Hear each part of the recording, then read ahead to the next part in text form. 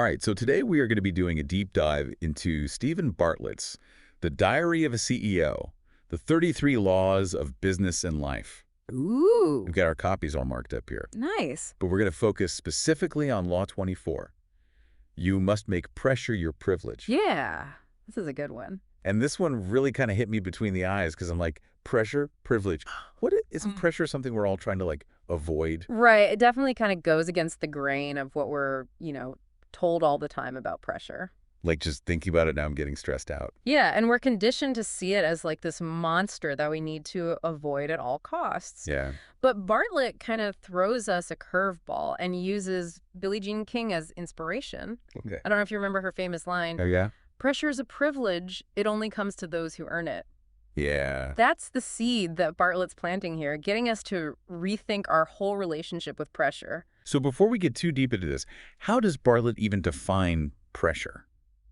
Because he's very clear that it's not the same thing as stress, which is usually what sends us running for the hills. Yeah, so he makes a really crucial distinction there. Okay. Stress, he says, is the internal freakout. Oh, Our mind and body's reaction to whatever's going on. like internally. Exactly. Okay. And pressure, on the other hand, is external. It's that demand or the deadline, the challenge itself.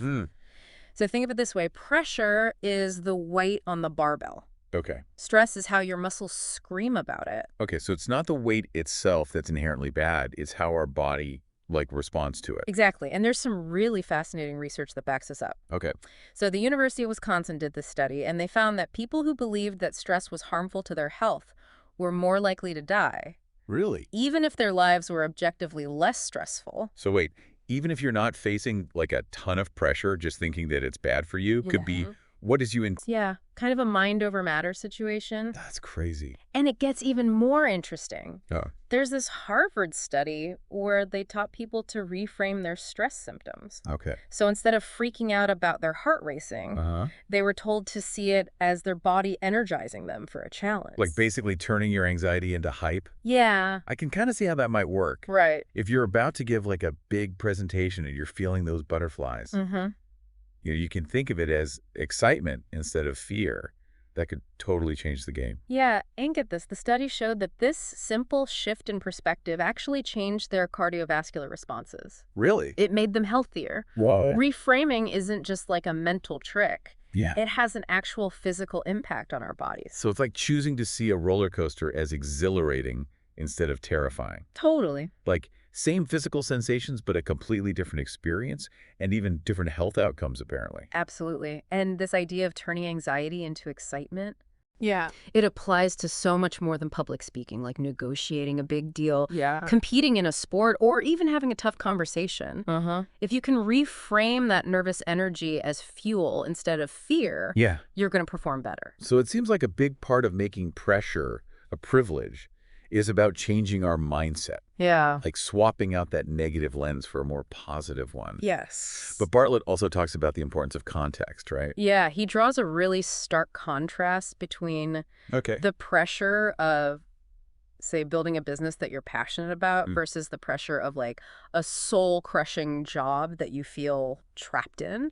One feels like a choice and the other feels like a sentence. Yeah, I imagine the pressure to hit a sales target would feel very different Right. if you believe in the product that you're selling. Exactly. And it's not just about getting that commission check. you know? Yeah. Yeah. It's a very different type of pressure. That's the kind of distinction that Bartlett's making. And he uses this incredibly powerful phrase, "just another cold, dark night on the side of Everest." Ooh, I like that. He wants us to tap into the mindset of someone facing a challenge they've chosen, Okay. a challenge that has a deeper meaning and purpose. I get chills just thinking about that. Yeah. It really puts things into perspective. Like, if you're climbing Everest, you know it's going to be grueling, but you're also fueled by something bigger Right. than just the immediate discomfort. And that's a key, remembering the context of our pressure. Yeah. The why behind the struggle is what allows us to reframe it as a privilege. Mm-hmm. And it's a reminder that we're not just enduring this for no reason. It's a step on a path to something that we truly value. So it's not about eliminating pressure altogether, which is probably impossible anyway. Right. But it's about transforming our relationship with it. Exactly. And Bartlett gives us some really concrete steps to work with, right? Yeah. He lays out 4 specific things that we can do to make that shift. He does, and it's not about pretending that the pressure doesn't exist or trying to force ourselves to be happy about it. Okay. It's more about acknowledging it, understanding it, and learning to harness its power for good. Okay, so let's dive into those 4 steps. Let's do it. Okay, so those 4 steps Bartlett lays out, Mm-hmm. you might be thinking they sound a bit like a self-help cliche, Right. but stick with me here. Okay. When you actually break them down, they offer a surprisingly practical approach to dealing with pressure. Okay, so it's not just about, chanting positive affirmations and hoping for the best. No. He gives us tangible things that we can do. He does. And like we were saying before, it all starts with acknowledging that the pressure is even there. That's step 1, CI. Exactly. And it's more than just like a vague, ugh, I'm stressed. Right. Bartlett really emphasizes the importance of getting specific about what you're feeling. Okay. Is it anxiety about an upcoming presentation? Overwhelm from a mile-long to-do list? Yeah. Like, name it, say it out loud. It's like shining a spotlight on the monster under the bed. So once you can see it clearly, it's not as scary anymore. Exactly. I can definitely relate to that. Yeah. When I'm feeling overwhelmed, just writing down everything that's stressing me out actually makes me feel calmer. You're taking control instead of letting the pressure control you. Okay. And this isn't just some woo self-help trick. It's neuroscience. Okay. So when you label your emotions, it actually activates the more rational parts of your brain, those areas that can actually help you problem solve. So instead of like spiraling, you can actually think clearly about what's going on and how to deal with it. Exactly. Okay, that makes sense. Yeah. But what about those physical symptoms of stress? Yeah. The racing heart, the sweaty palms, Yeah. the feeling like you can't breathe. Yeah. Bartlett doesn't say to ignore those. Okay. In fact, he says those sensations are valuable signals. Okay. They're your body trying to tell you something. So it's not about pretending those feelings aren't there. No. But it's about listening to what they're trying to tell us. Exactly. What does your body need in that moment? Yeah. Maybe it's a few deep breaths, Uh-huh. walk around the block, a quick meditation break. Yeah. Or maybe it's reaching out to someone who can offer support and perspective. Okay. That brings us to step 2. Share it. Right. Bartlett really emphasizes the power of social connection. Yes. And this is where it comes in. He cites this crazy study from the University of Buffalo. Oh, yeah. I actually scribbled a note about this in the margin here. Okay. Showed how drastically stress increases your risk of death. It's a big one. I know. Yeah, the study found that every major stressful life experience Mm-hmm. bumped up an adult's risk of dying by 30%. Wow. But here's the catch, that increased risk completely disappeared for people who had strong social support. Really?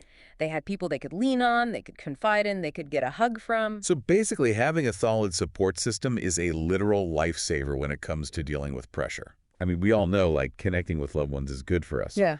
But to see that level of impact is pretty mind-blowing. It really underscores how essential those connections are. Yeah. And it's not just about venting or complaining, Right. although sometimes that's part of it. Yeah. It's about having people who can offer encouragement, validation, and even some tough love when you need it. I love that tough love. Yeah. Because sometimes you need someone to, like, call you out on your BS. You do. Or give you a reality check. And sometimes you just need someone to remind you that you're not alone in this. Right. Everyone faces challenges. For sure. And having those people in your corner that can help you to see the situation more clearly. Mm-hmm. Which brings us beautifully to step 3.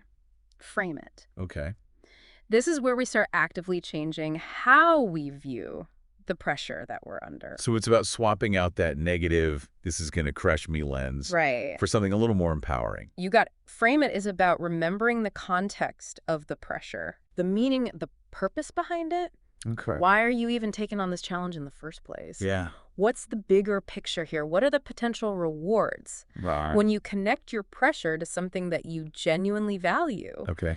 it becomes fuel instead of a burden. This is where that Everest analogy really hits home. Right. Reminding yourself that even those cold, dark nights are temporary. Yeah. And they're part of this larger journey Exactly. towards something worthwhile. It's like those climbers who summit Everest. They know it's going to be brutal. They know there will be moments where they want to give up. Right. But why their reason for being there is so strong Okay. that it keeps them going even when it's tough. So frame it is about tapping into that deep sense of purpose. Yes. That inner drive that makes all the struggle worth it. Exactly. And that, I think, leads us to the final step. Use AP. Okay. This is where we stop just enduring the pressure and start actually harnessing it to our advantage. Right. And this is where it gets really interesting. Okay. Bartlett talks about how stress can actually enhance our performance, both mentally and physically. Really? Yeah. Remember the stress hormones we talked about earlier? Mm-hmm. Adrenaline, dopamine, that give us this boost of energy and focus? So it's not about eliminating the stress, but it's about using it to our advantage. Yes. I mean, I know that a little bit of pressure can help me focus and get things done. Right. But I never thought of it as something that I could actually leverage.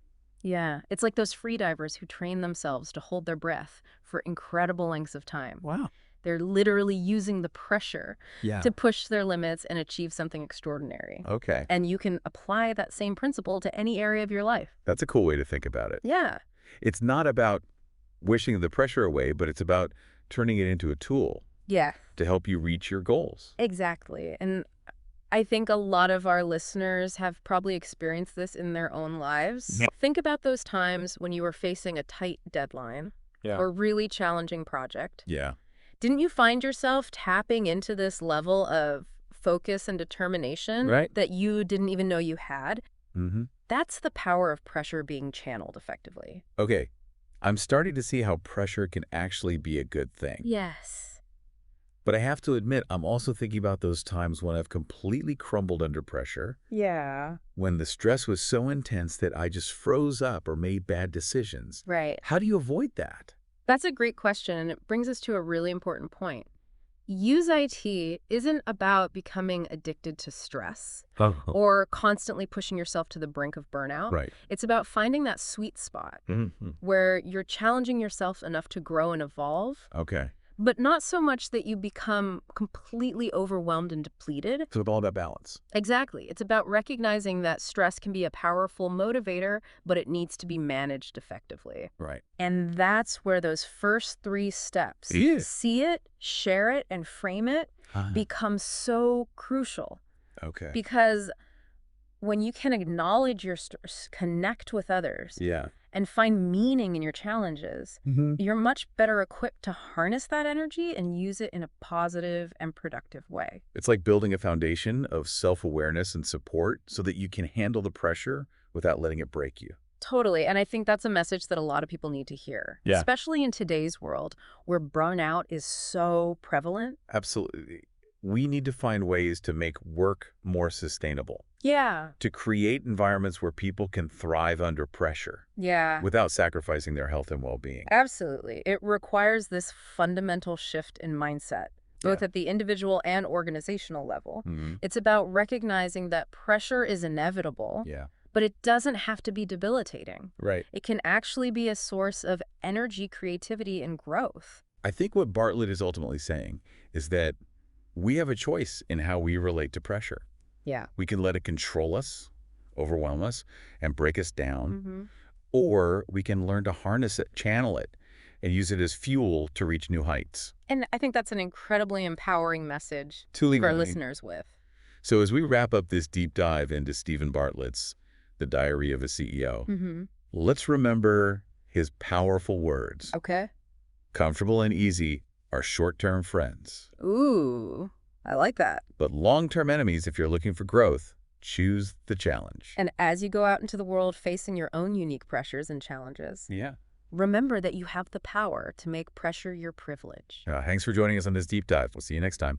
So welcome back to the deep dive, where we're really trying to figure out this whole make pressure your privilege thing. Yeah, it's a tricky one, right? It is. And, you know, in the last part, we were talking about those high pressure moments when we find ourselves tapping into those hidden reserves of strength and focus.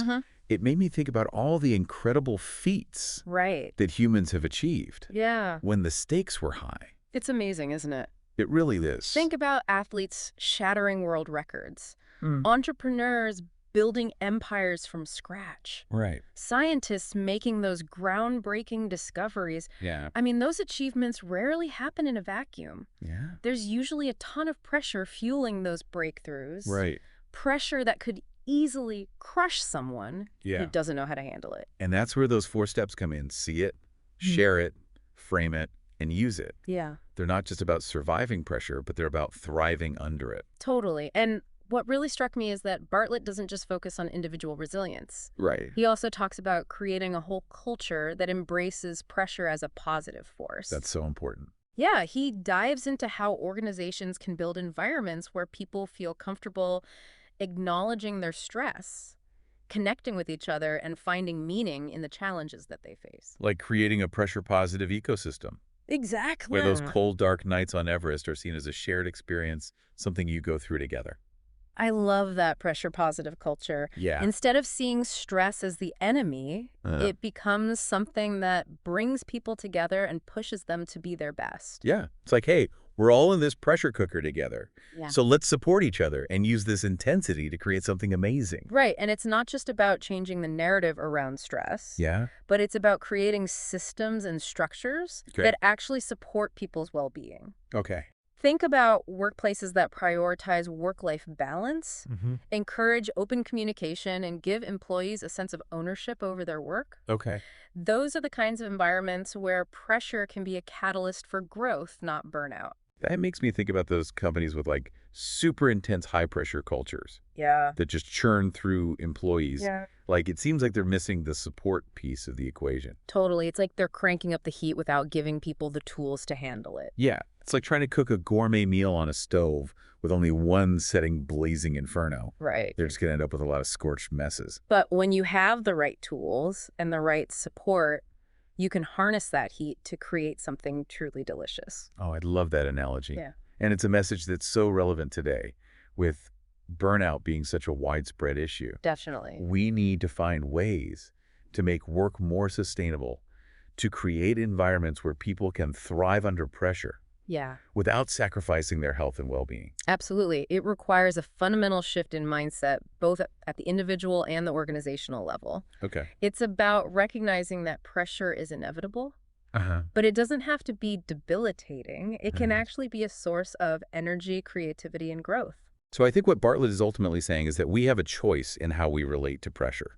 Yeah. We can let it control us, overwhelm us, and break us down, or we can learn to harness it, channel it, and use it as fuel to reach new heights. And I think that's an incredibly empowering message to leave our listeners with. So as we wrap up this deep dive into Stephen Bartlett's The Diary of a CEO, Mm-hmm. let's remember his powerful words. Comfortable and easy are short-term friends, but long-term enemies. If you're looking for growth, choose the challenge. And as you go out into the world facing your own unique pressures and challenges, remember that you have the power to make pressure your privilege. Thanks for joining us on this deep dive. We'll see you next time.